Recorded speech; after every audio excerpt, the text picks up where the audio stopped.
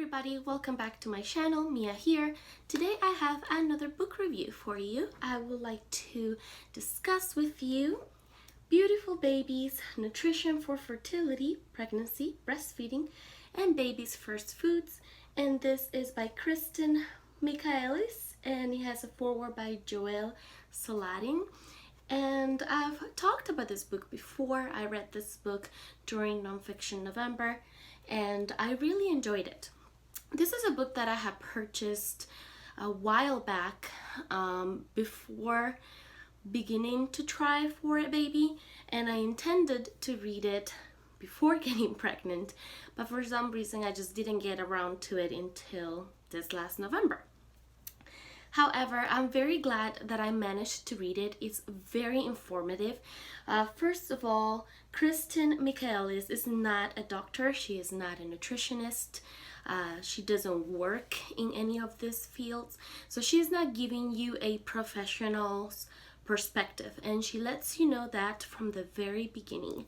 She is just a mother of 3 children, I believe, 3 or 4 children, and she is very passionate about nutrition and healthy eating and all of that. She has a lot of points that she wants to discuss with everyone, and she does so through this book. She is a very much straightforward with what she believes in, and I can definitely admire that. She does research everything she talks about, and she backs up her personal beliefs with facts. However, I didn't agree with absolutely everything she said in this book, but I did find all the information very, very helpful and very informative. She discusses here different things that she believes you should do prior to getting pregnant, and she bases that on different civilizations. She gives you several examples, but pretty much different civilizations that prepare months in advance by what they eat. So pretty much they have a specific diet that they follow strictly prior to getting pregnant, and that diet helps them get pregnant easier, and it also helps them carry on a healthier pregnancy overall. She discusses different kinds of foods and different ways of obtaining the nutrients that you need while pregnant, and nutrients that you will need if you are breastfeeding, or even things that you would like to feed your newborn child or small children, which I found very interesting. Now, the thing that I found difficult when it comes to the information she was giving you was how exactly to attain these kinds of foods that she is discussing. Because she pretty much emphasizes on the fact that to her, the most important food to consume is food produced from small farms, or food that does not contain any of the chemicals or pesticides or all the things that nowadays are in our food, because we have factorized most of our food, and the demand is so high that the way that food is produced nowadays, whether it's canned food or it's meats or whatever, kind of food you're looking into, it's very much based on chemicals and hormones and pesticides and all that kind of stuff that is in the end harmful, not just for you, but if you're pregnant, for your fetus, and if you have kids, for your kids. And it affects the way that you grow. It affects the kind of health conditions that you would develop as an adult or even as a child.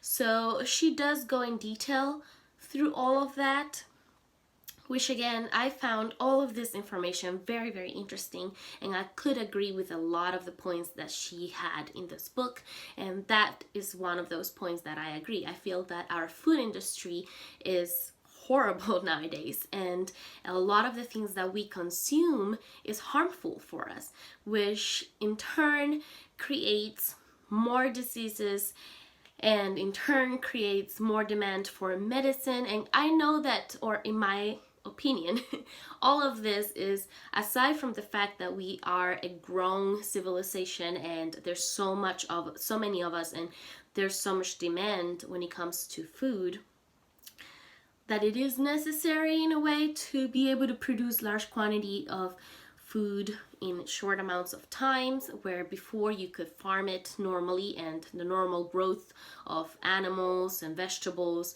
is much slower. Aside from that fact, I also believe that it's a business like any other business, and nowadays all of those businesses help each other.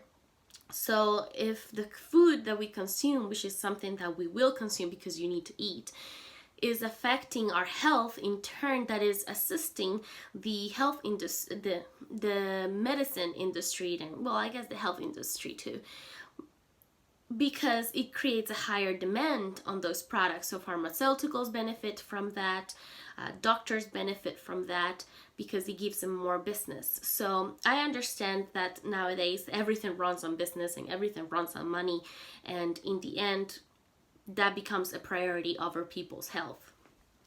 However, that can be a different discussion video because I do have a lot of thoughts on that, but I do agree with a lot of the things she mentioned in regards to that topic.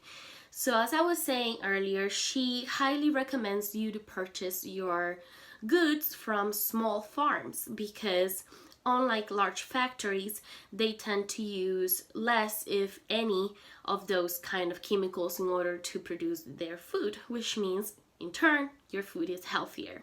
She gives you a lot of examples, which I thought was very helpful.